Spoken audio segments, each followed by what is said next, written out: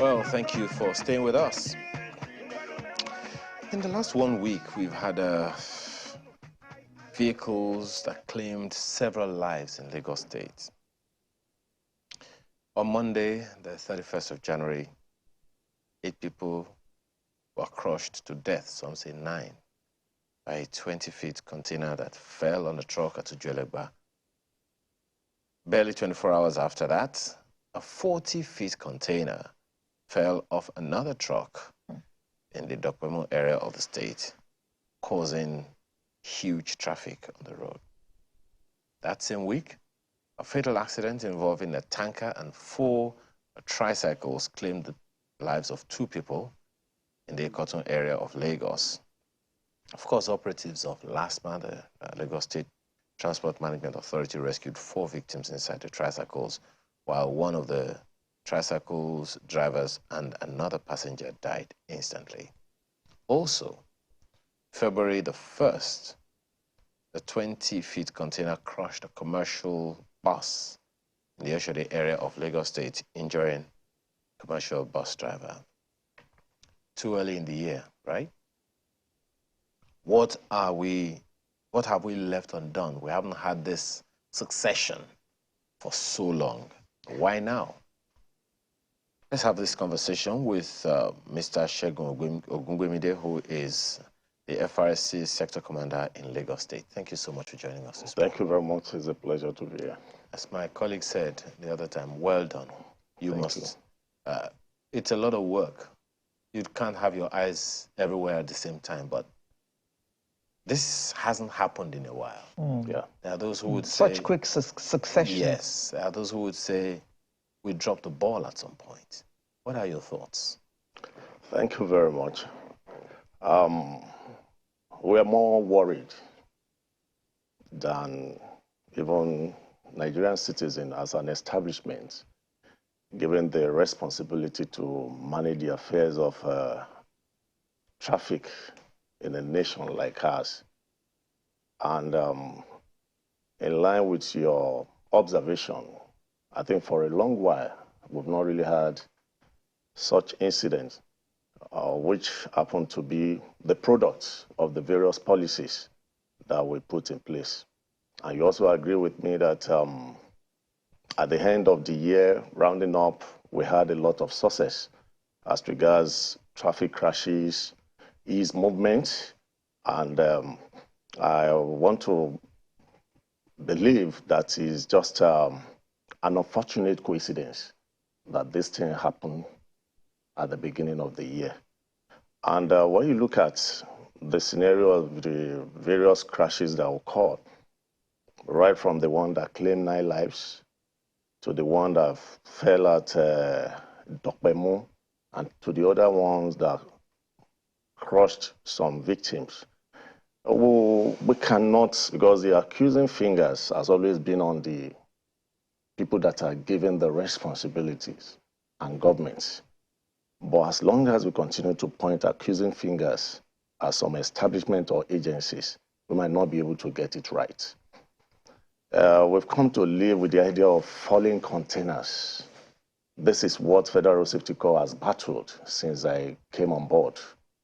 I came in 2020, and I recall there was a particular week, a special patrol, where we had to arrest close to 800 vehicles along Lagos-Ibadan corridor. That's covering about 3 states, all in the name of mopping up these terrible offenders. And since then, it has sent a lot of signals to them. The one we call falling containers are falling trucks. When you say falling containers, is the truck still standing intact and the container is rolled off. That's what we've succeeded in managing over the years. But this time around, what you like, the one that claimed 9 lives, this container was still attached to the truck. It's the truck that fell. But why are trucks falling? Yes. The one that happened at Dokpemo, if you have a vivid picture of the video, is still the truck that fell along with the container. The container didn't roll off. And that's what we have succeeded, because in the past, the impact of the container rolling off the truck has more damaging effects than, because virtually every night you see this incident, but we are always lucky you hear no life lost, because it's not thrown on other vehicles. You ask, where are the containers even, or why are the truck even falling? Yes. The incident of Ojuelegba, the preliminary investigation we had was outrightly human error. Because a Camry was trying to overtake that truck, and in the course of trying to maneuver, it lost control, fell, and unfortunately, this other bus was there by the side. So it has to be an all-encompassing approach. What is the role of the driver that is driving the truck? What is the psychological stability of that same driver that is behind that steering? What is the status of the road? Because when you look at the road where these crashes occur, unlike our impression in the past, the roads are smooth. Well, there are no potholes. Just a second, Mr. Ogumwemde, to cite the example, just to make an example of what happened in Ojuelegba. I can't even bring myself to imagine what the families of those who lost loved ones are going through right now. Yes. But then it would seem like, as you mentioned, the driver has a huge responsibility here. And unfortunately, sometimes the passengers have little or nothing to say about it. Right. Case in point, sometimes one of the issues that and I think we've talked about this once before, where these drivers use places that are not designated bus stops. You're right. They park before bus stops, they park outside of bus stops, and they park in places that are not supposed to be here. Right. And as a result of that, these kinds of things that you're talking about, for instance, I couldn't have imagined that the bus, the truck, for instance, would have driven to the bus stop. Exactly. Would have. I don't think that's what happened in this case. So how do we mitigate that so that there is no indiscriminate behavior by drivers? Thank you very much that you are coming up with this. Because I think this is a season of truth that we need to really be, blunt in expressing our feelings when we see something damaging. Because I do tell my staff, I said, it could have been anybody. It could have been you in that bus. So that's the passion towards the approach we give to our responsibilities. I need to say this. The average Lagosian also has a role to play in this. Because when we derive pleasure from killing the strength of our agencies, these are the things we suffer. At every point, you recall every effort for FRSC to institute enforcement within the township. What is the slogan? Go to the highway. What is Federal Safety Corps doing in township? Move to the highway. That bus that was crushed that day, if my men had gotten to that spot to enforce the arrest of that bus, I imagine the number of road users that would have, especially because of this issue of gridlock in Lagos. Enforcement in town becomes a challenge. It becomes the citizen versus the agencies. You now see somebody telling you, and what do? They blackmail you.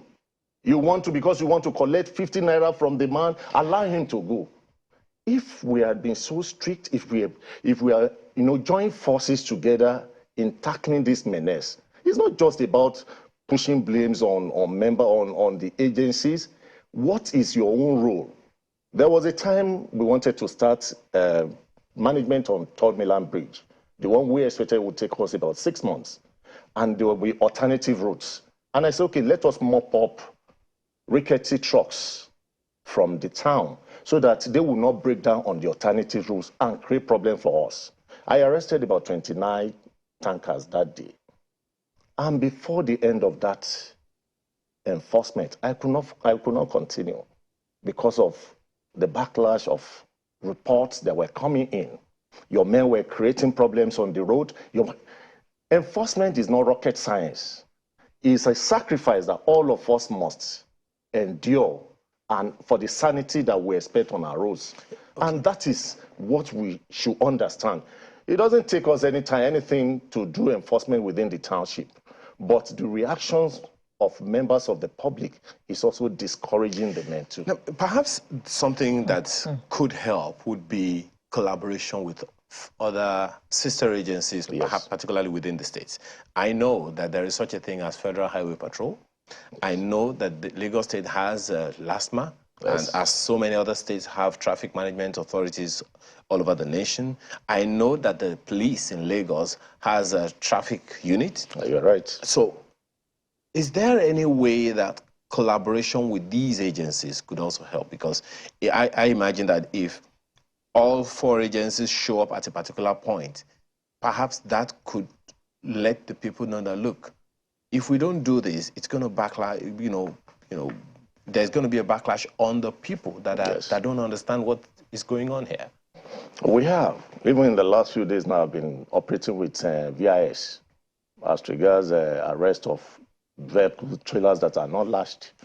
And I think to date, we've been able to arrest about 15 of them that are not lashed.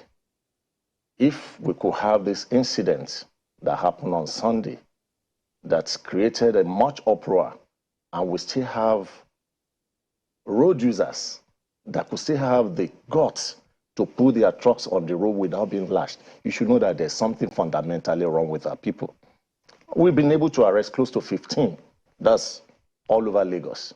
So where are these problems coming from? Could it also be a function of awareness? I'm sorry, that sounds like making a case for the people, but if people do not know, and the awareness isn't sufficient, yes, enough to educate them and know, so that they know the consequences of the actions or inactions, perhaps that could also... well, the action and the reaction is the one you just mentioned is what I think has been missed out. If anybody knows that there's always a consequence for the action or inaction, I think we'll all sit up. Like the man that just brought about the death of these 9 people. In the past, maybe it will have been business as usual. Maybe he will have just moved his vehicle and the dead will go and bury their dead. But by the time he's through with this prosecution and is found guilty, it will send a signal to the other road users to know that when you hear and you are caught and you face the music, every other person will pay. You've noticed that the rate of assault on my men has drastically reduced because in the past they've done it and nothing happened. But because we have prosecuted so many, and there are so many that are in jail or already sentenced, it has sent signal to their members that don't near FRSC. The same thing is also translating to the area of enforcement. Now you see the directive given by Mr. Governor that that particular vehicle owner and the driver must be prosecuted, but not like that in the past. And that is where we stand now. Mr. Yes. We have to be made aware of this prosecution. Yes. The whole case has to be in our faces. I understand. So that we all know that this is happening, so that those who are thinking of doing it will see what is happening to this guy. So, and they will know that this is a no-no. You can't do this anymore. A lot of advocacy had been given to the directive of Mr. Governor. I know the process of justice is a different ballgame. And I know as the process goes on, people are monitoring the outcome. It is slow. Yes, and we are monitoring it and we are giving the advocacy. We've given enough advocacy as regards the issue of twist locking and lashing. And where we are missing it, lashing is not the rope that you see. That rope cannot hold a container. And that's where many of us feel the law enforcement agencies have not done enough. Lashing, the rope is for open cargo. It's not for container. It's for, you see these trucks that carry pipe, carry generator. That's what we use the rope for. The twist locking is the one that holds the container. And we've gone extra mile to check. So there's some holes on the container and on the truck. Yes. So you need to hook them together. And it's mechanical. It's not something you do manually. It's mechanical. So when they say they go out of the port to transload, I wonder what is happening. I wonder the technology they have says in other bonded terminals to get this one done. Because we have MOU with MPA. That's why I said we don't point fingers at the wrong direction. We have MOU with NTA on minimum safety standard that before any vehicle transacts with MPA, it must meet up with the minimum safety standard. The MOU is still running. And before you can leave the port, you must be twist locked. What we had in the past was that they feel they are not insured as drivers. So when the vehicle is about to fall, they would rather throw the container off and protect themselves rather than getting killed and there's no compensation for them. But we said, how will you feel when you get other people killed just to protect yourself? And we stand on this idea that there is no business that is so important that you need to sacrifice another man's life. That's the vision we had towards tankers. And you agree with me that the incidents involving tankers has reduced drastically because of our relationship with the various depots. We have all our main stations all over the depots in Lagos that before you move out, you have to meet up with the standard. Once upon a time, trucks and tankers were not allowed on flyovers within Lagos. Yes. Does that still hold? It's still very much. When you say Was allowed, it a law or what? I think the roads are constructed to elevate the pains of road users. Mm-hmm. And with the exception of Third Mainland Bridge, where I know there's specific categories of trucks that are allowed to fly the Third Mainland Bridge, I'm not aware of any other law that restricts movement of trucks. The law that we know exists is that no trucks is allowed to station on bridges. The bridge is a passage. Mm. So when the bridge is constructed and they said it's open, that every other vehicle should be able to move. The Ikorodu-Ojuelegba axis road incident, that bridge is meant for passage. And there's no barrier. Trucks and all. Trucks, every vehicle are. Some but I got to know from the state that the initial construction of that road is not for articulated vehicles. But because there were problems at the Apapa axis, that's why they saw this one as a leverage and they started applying it. And Lagos has decided that they have to reverse this trend. And you recall that the commercial also in his own remark as a result of that incident said bridges that we feel are not comfortable for trucks to fly should be placed with barriers. And that's where we stand now. Well, Ojuelegba is becoming quite notorious now for trucks and containers falling off them. So are there going to be barriers on Ojuelegba flyover? The deliberation is on. We've been having a series of meetings because policies is not just one-sided. You also look at the advantage, the pros and cons. Every policy. So before you take the decision, they have to weigh it. What is the implication of? Because even with the barrier, his own crisis will also come up. At night, someone that is drunk can run into.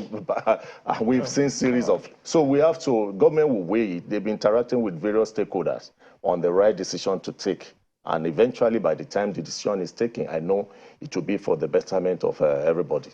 Okay. The issue of vehicles that are not supposed to be plying the roads, that's another issue that constitutes a danger to the general populace. We see trucks, some of them don't have, the tires are all bald. We see public transport buses with no screens at the back. They have tipped nylon, on them. But if one checks properly, those vehicles have been approved to ply the roads. They have roadworthiness certificates. And then, not to talk of those that are just spewing monoxide, what people call smoky joes on the roads. Yes. They're all plying the roads, and they're causing health hazards to people. Yes, you agree with me. There's evolution in the entire thing now. I think Lagos has introduced the latest instruments of technology where you have to be physically present at the various lasgri to get tested. And there was a time we complained that the bulk of vehicles were seen around our private vehicles, and that we should put more enforcement on commercial. I think what we notice now is the fallout from the NSAS. All the vehicles that have been taken off the road, but because there was a gap, we see thousands of people lining up at the bus stop before the intervention of Mr. Governor. And all these vehicles that have been kept at panel beaters, waiting to be dismantled, came back to fill in the gap. And we are being sensitive too. I have more than 75,000 arrests here for 2023. 2023? Sorry, 2022. 2020. 75,000. Yes, 2021 was 59. That means our enforcement increased. And I used to tell people that 75,000 arrests is an indication that we have saved about 75,000 people from getting involved in crashes. Because the indices of the crashes are what we try to capture. That's why I always insist, don't stop me from operating within the town. Because within the town, when crashes occur, fatality is hardly recorded. But when they hit the highway with the speed and they still have the same infraction, it's more devastating. So it's an indication that we are not just folding our arms. And this 75,000 figure I gave you, more than 60% of them are commercial. Agree with me, ma. Lagos is huge. The traffic volume is enormous. I just told you now that 18,000 trucks are already confirmed to be registered under MPA Eto platform. 18,000. And last year alone, we arrested more than 6,000. So it's not that, there are always newcomers, just like church now. Every Sunday they say those that are coming for the first time, there's no Sunday you don't see newcomers coming to the church. The same thing with the transportation sector. We have newcomers, and that's why every day we give publicity, we give advocacy, we increase our enforcement. Yoruba this is exactly. As long as you said you won't stop the crisis, will continue to do our enforcement. The only thing we need is cooperation of members of the public. Encourage us, support us. You see somebody going against the traffic, and you see law enforcement agencies trying to correct him or sanction him, but you see attacks from every angle. But while that is, a reality and it's not a good thing, over time, and which is why I talked about awareness the other time, over time, the people-authority trust quotient has greatly dissipated. Yes. Now, that is what we need to build back. Getting that, back on track, I think that's a huge challenge, because over time, people have lost confidence in governments all over the world, Nigeria no less.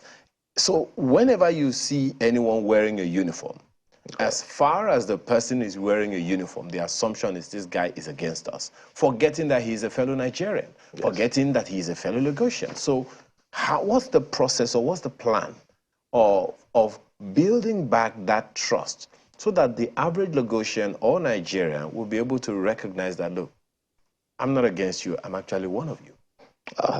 I think you should judge it from the point of implication of not bringing back the trust from members of the public.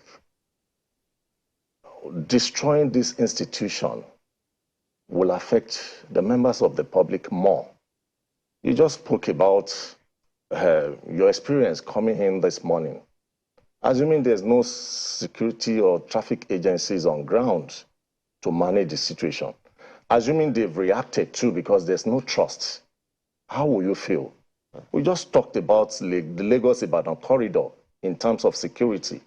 The presence of a single police vehicle builds your confidence that there's security. We should judge from that angle. No matter what you feel about them all these years, still give the benefit of doubt that there are better ones among them. The challenge is we cannot, because the truth is, if we continue to dwell... I'm not making excuse, just to be clear. I I'm understand. not making excuse for the people. I understand. Because there are those, okay, for instance, I'm just learning now that now where police chase cars, last mile chase cars, your men are also said to be chasing cars. Yeah, you are not too sure.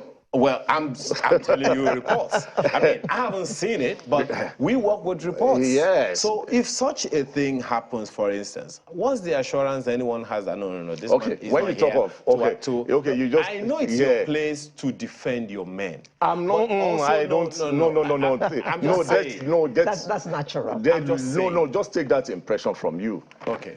In FRSC, we don't compromise irresponsibilities from our men. We don't accept it. All the procedures, administrative procedures, are on ground to tackle it. That's why I said people should stop condemning agencies on social media.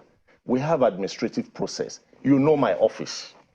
There was an incident that happened sometimes when a tanker was falling and somebody picks it in the social media and started singing at the background, this one now, wow, will it stop that vehicle from crashing and causing damages? Why not pick that video and send to the appropriate quarters and put a footnote where it will call the time and for actions to be taken? That is. I can speak for FRSC now. Good. You understand? And we have a policy in FRSC. By virtue of the technology of our database that is quite robust, do not pursue a vehicle. Get the number.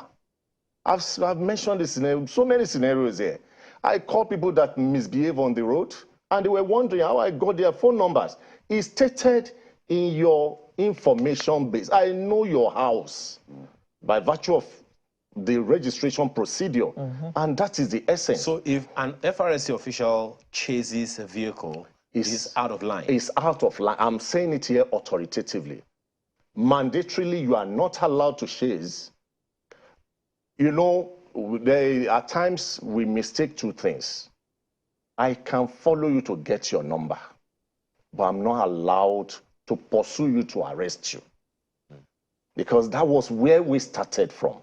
We call it traditional approach to enforcement, where you recall in those days, you enter bush, we enter bush with you. And we realized that rather than saving life, we are creating more damages. There's been a lot of evolution and transformation. So this time around, that's why we built our database.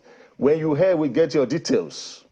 Your car number the moment we get your car number, that's the only thing that I need. By the time I punch it, all the information about you comes out. So if you see any of my men, I've received reports. And when minority commits, you know, your guess is as good as mine. So we cannot stand what would damage the image of the system. And we know, like you said, the trust is there. Every day we give orientation to our boys. We've tried. We call ourselves a lead call. And we have to live by that. So every day we go out, we give them... Elite call. Yeah, before you move out, we have what we call pre-patrol briefing. The image of the call is important. Whatever you do that will bring back a backlash to us and damage our image, you have to pay for it. Okay, I don't know how many minutes we'll have, but so in that light, at the risk of you being patronizing, what is the welfare package for your men like to help them not be tempted to collect? If you understand what I mean. Yes, bribe, straight word. Straight word. When we want to package it, we say not to compromise. But the straight word is not to collect bribe. Mr. President has spent how many years now? 7 years. Going to 8 years. Going to 8 years. At least I've been privileged to be part and parcel of the system. No single month has FRSC been owed a salary. I'm repeating it. No single month was our salaries delayed in the last 8 years. His question is... I know what I'm going to. You talk about welfare. Right. The first line of responsibility of government to its staff is salaries. So as long as you have your salary being paid, You have your allowances being paid. You have your promotion being given to you at the due time. FRSC does not have problem with welfare. Anybody that you see out there that you see compromising and there's no feedback syndrome in FRSC. There's no return syndrome in FRSC. Oh, He's not collecting the money on my behalf. Of Oga. He's collecting the money on behalf of himself. On his own behalf. And I've said this severally to members of the public, and many have reported. And many are undergoing trials. They are dismissed, they are terminated, their ranks are reduced and kept on the same stage. And it's an indication that he's sending signals to others that, I know, life is about trial. If you try, you win. Your money stays in your pocket. But the day it fails, and look at it, a career job, you're because of 1,000 naira at the moment and lose a career job. If I didn't go through this process, I won't be here today. So many of my colleagues have gone, and I know where they are today. So it's something you need to, I know the town is not smiling. No. You understand? But at the same time, we operate in line. I was not sector commander Lagos a few years back. The paraphernalia of office that I enjoy today was not there, but I work in line with what I had. You understand? And that's what we should. So for us, it's no-go area. Mr. Ogungbemide, even if I am receiving my salary regularly, yes, as and when due, if that salary is only 30,000 naira a month, I'm not going to smile. Yes. I'm going to look for other ways to meet my needs. And look for a legitimate way. I'll be tempted. You look for a legitimate way. Which legitimate way can I possibly... I used to say one thing. If your system says they don't want a thing, you have an option. It's either you stay or you live for a better... Stay and abide by the law. Abide by the law, and you have the option of living. This thing, I'm not just saying it because I'm better off now. I was in their shoes too. But I managed through till I got to this stage. Well, what is interesting, Mr. Ogungbemide, is that the economy at the time you were going through is different now. It's not different. A bag of rice is 45,000 now. I saw a music that was being played recently. That was how many years back? That's older than food, Yeah, but well, I wonder if you didn't grow up looking for naira notes, Mr. Ogungbemide. I wonder if you'll be distributing some to your men. Don't answer that question. Segun Ogungbemide is Federal Road Safety Command Corps Sector Commander in Lagos State. Thank you so much. Thank you very much. All the best all the time. I appreciate it. Everything you're doing. Thank you. After this break, we take on another one. We've just spoken about the road police. How about the police itself? After now.